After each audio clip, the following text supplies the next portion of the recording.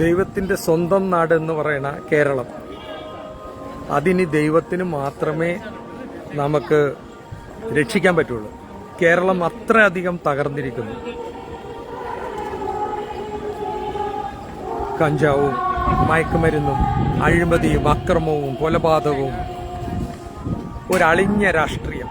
കാശുണ്ടാക്കുന്നത് ഇപ്പോൾ രാഷ്ട്രീയക്കാരും മാത്രമാണ്. ജനാധിപത്യത്തിൽ രാഷ്ട്രീയം ഇത്രയധികം മോശമായ ഒരു കാലഘട്ടം ഉണ്ടായിട്ടില്ല. അതുകൊണ്ട് വേളാങ്കണ്ണി മാതാവിനോട് തൽക്കാലം പ്രാർത്ഥിക്കുന്നത് എന്നെ രക്ഷിക്കണ്ട, എന്റെ കേരളത്തെ ഒന്ന് രക്ഷിക്കണം. കേരളത്തിലെ രാഷ്ട്രീയക്കാരുടെ അഴിമതിയും കൈക്കൂലിയും അക്രമവും ഇല്ലാണ്ടാക്കണം. അപ്പൊ വേളാങ്കണ്ണി മാതാവിനോട് നമുക്ക് പ്രസംഗിക്കാൻ ഒന്നുമില്ല, പ്രാർത്ഥിക്കാനും ഒന്നുമില്ല.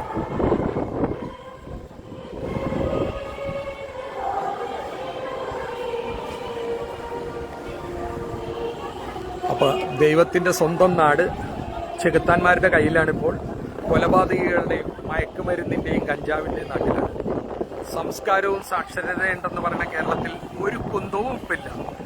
വലിയ വലിയ ഉന്നതനും പ്രമുഖനും ഒക്കെ കൂടി എന്ത് ഗ്ലോബൽ മീറ്റ് നടത്തിയാലും അഴിമതിയിലൂടെ തട്ടിപ്പിലൂടെ മാത്രമാണ് ഇന്ന് കേരളത്തിൽ നികുതി വെട്ടിച്ചൊക്കെ വലിയ പ്രമുഖനാവുന്നത്.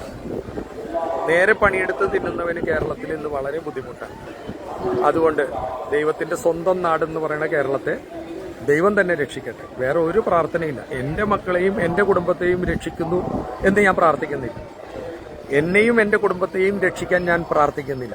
അതിനോടൊപ്പം തന്നെ നമ്മുടെ നാട്ടിലെ രാഷ്ട്രീയക്കാർ കൈക്കൂലിയും അഴിമതിയും നടത്തി കമ്മീഷനും കൈപ്പറ്റി നാടിനെ കൂട്ടിക്കൊടുത്ത് നശിപ്പിക്കുന്ന, കഞ്ചാവും മയക്കുമരുന്ന് കച്ചവടത്തിന് ഒത്താശ ചെയ്ത്, അക്രമത്തിനും കൊലപാതകത്തിനും ഒത്താശ ചെയ്തു കൊടുത്ത്, രാഷ്ട്രീയവും രാഷ്ട്രീയ പാർട്ടീനെയും വളർത്തി പണിയെടുക്കാതെ തിന്നുന്ന രാഷ്ട്രീയക്കാരെ മാത്രം വളർത്തുന്ന കേരളത്തിനെ ദൈവം രക്ഷിക്കട്ടെ, വേളാങ്കണ്ണി മാതാവ് രക്ഷിക്കട്ടെ, അയ്യപ്പൻ രക്ഷിക്കട്ടെ, അങ്ങനെ ഗുരുവായൂരപ്പൻ രക്ഷിക്കട്ടെ, പടച്ചോൻ രക്ഷിക്കട്ടെ. കേരളത്തിലെ എല്ലാ ദൈവങ്ങളും വിചാരിച്ചാൽ പോലും കേരളം അടുത്ത 25 കൊല്ലം രക്ഷപ്പെടുമെന്ന് തോന്നുന്നില്ല. മനസ്സിലാവണ്ട, ആ അവസ്ഥയൊക്കെ കഴിഞ്ഞുപോയി. ബാക്കി നമുക്ക് വരണടുത്ത് വെച്ച് കാണാം. ഇതെല്ലാവർക്കും വേണ്ടിയാണ്. അത്ര വലിയ ആപത്തിലാണ് നമ്മുടെ നാട് പോയിക്കൊണ്ടിരിക്കുന്നത്. കേരളം അത്രയധികം വിഷമഘട്ടത്തിലാണ്. കുറച്ചു ഊച്ചാളി രാഷ്ട്രീയക്കാരും മാത്രമാണ് ഇന്ന് സുഖമായി ജീവിക്കുന്നത്. പിന്നെ ഉടായ്പ ചെയ്യണവരും, blade mafia, flat mafia, visa mafia, recruiting mafia, ആശുപത്രി മാഫിയ, അവയവ കച്ചവടം. ഒരു നല്ല കാര്യം, ഒരു നല്ല വാർത്ത ഇതിന്റെ അടിയിൽ ഏവനെങ്കിലും പറഞ്ഞാൽ, പ്രത്യേകിച്ചും അന്തം കമ്മി പറഞ്ഞാൽ, ഒരു നല്ല വാർത്ത പറഞ്ഞാൽ 1 ലക്ഷം രൂപ തരാം. അഴിമതി കൂടാതെ എന്തെങ്കിലും കേരളത്തിൽ നടത്തിയിട്ടുണ്ടെങ്കിൽ ദൈവമേ കേരളത്തെ രക്ഷിച്ചോണേ. വരും തലമുറയെ നീ തന്നെ കാത്തോളണമേ. അത്രയധികം മയക്കുമരുന്നും അക്രമവും. ഇന്നലെ കണ്ടില്ലേ, 5 എണ്ണത്തിന് തല്ലിക്കൊന്നേക്കണ കാമുകൻ. ഇതിനിയും കൂടും. കാരണം അത്രയും വലിയ ഗുണ്ടകളാണ് നമ്മളെ ഇപ്പോൾ ഭരിക്കുന്നത്. തെമ്മാടികളും ചെറ്റകളുമാണ് നമ്മളെ ഭരിക്കുന്നത്. രാഷ്ട്രീയത്തിൽ 90% ഭയങ്കര ഫ്രോഡായിപ്പോയി. അതുകൊണ്ട് അനുഭവിക്കുക.